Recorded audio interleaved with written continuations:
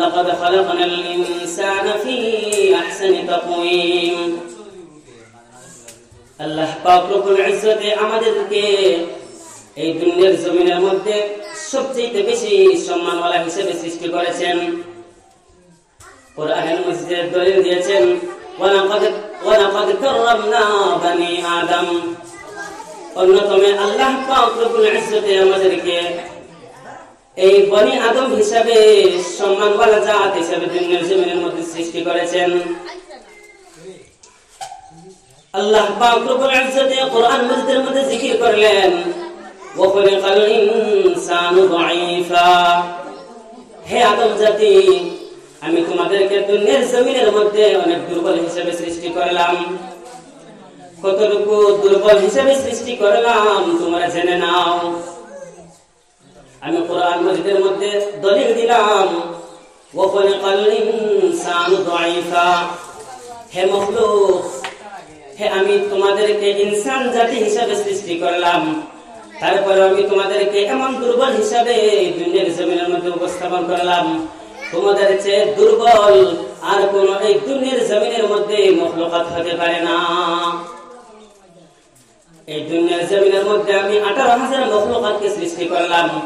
এই 18,000 মখলুকাতের সেই সবচেয়ে সম্মানীওয়ালা হলো ইনসান জাত।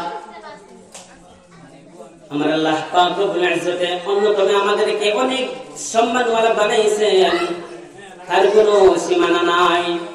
ওয়ালাকাদ কাররামনা বানি আদম। একদমে আমাদেরকে অনেক দুর্বল হিসেবে সৃষ্টি করলেন, অন্যতমে আমাদেরকে অনেক যঈফ দুর্বল হিসেবে সৃষ্টি করলেন। কতটুকু দুর্বল তোমরা জেনে নাও।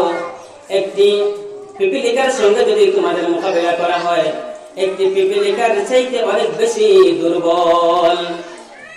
ওরে মুসলমানের দল, একটি জঙ্গলের প্রাণী যদি সাপের সঙ্গে আমাদেরকে তুলনা করা হয়, এর চাইতে আমরাও আরো বেশি বেশি দুর্বল।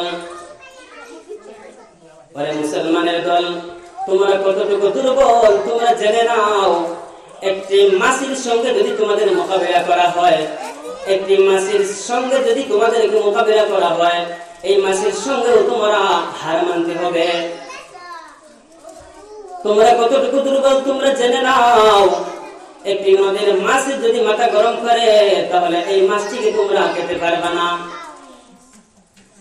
একটি গর্তের পিপিলিকা যদি মাথা গরম করে যায়, তাহলে এই জমিনের মধ্যে সুন্দর করে ওঠা বসা করতে পারবে না। অন্যতম আমার আল্লাহ পাক রব্বুল ইজ্জত বলেছেন, ওয়ালাকাদ কাররামনা বানি আদম। আমি একতরফা তোমাদেরকে অনেক দুর্বল হিসেবে সৃষ্টি করলাম, আবার অন্যতমে আমি তোমাদেরকে 18,000 মখলুকাতের চেয়েও বেশি সম্মানওয়ালা বানাইলাম। ওরে মুসলমানের দল, আমরা এতটুকু দুর্বল আমরা নিজেও বলতে পারবো না। একটি মশার সঙ্গে যদি মোকাবিলা করতে যাও, তাহলে একটি মশার সঙ্গে মোকাবিলা করার সঙ্গে যাওয়ার পরে তোমরা মশার সঙ্গে তোমরা হার মানতে হবে। কারণ আমার আল্লাহ বলেছেন, আমি অন্য মখলুকাতকে যত কিছু দিয়েছিলাম, অন্য মখলুকাতের যা কিছু দিলাম তাও তোমাদেরকে আমি দেই নাই। কারণ তোমরা হলে ওয়ালাকাদ কাররামনা বানি আদম, তোমরা হলে বনি আদম, তোমাদের থেকে শ্রেষ্ঠ এই পৃথিবীর জমিনের মধ্যে কোনো মখলুকাত নাই। ওরে মুসলমানের দল, তারপরেও আমাদের মধ্যে আমার আল্লাহ পাক রব্বুল ইজ্জত অনেক নিয়ামত দিয়েছেন। ওরে মুসলমানের দল, কিসের নিয়ামত?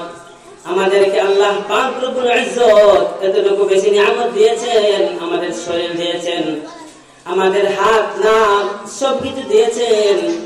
আমাদেরকে অনেক দিকে আমাদেরকে আল্লাহ পাক রব্বুল ইজ্জত অনেক বেশি বেশি করে উন্নত করে রেখেছেন। ওরে নবীর উম্মতের দল, কিসের বাহাদুরি করো? এই দুনিয়া কিছুই না রে মুসলমান। হয়তো আজকে এই স্টেজের মধ্যে আমি বসতে পারলাম, কালকে হয়তো এই স্টেজের মধ্যে আমি বসতে পারবো না, আপনারাও বসতে পারবে না। কিসের বাহাদুরি করো? আমার আল্লাহ পাক রব্বুল ইজ্জত তোমাদেরকে নিয়ামত দিয়েছেন, মানে নিয়ামত দেয় নাই, নিয়ামত দিয়েছেন মানে তোমাদেরকে প্রতিজ্ঞা করতেছেন আমাদেরকে 5 ওয়াক্ত নামাজ আমার আল্লাহ পাক রব্বুল ইজ্জত আমাদেরকে ফরজ করে দিয়েছেন। আমরা এই 5 ওয়াক্ত নামাজকে আমরা ফরজ মেনে নেই না।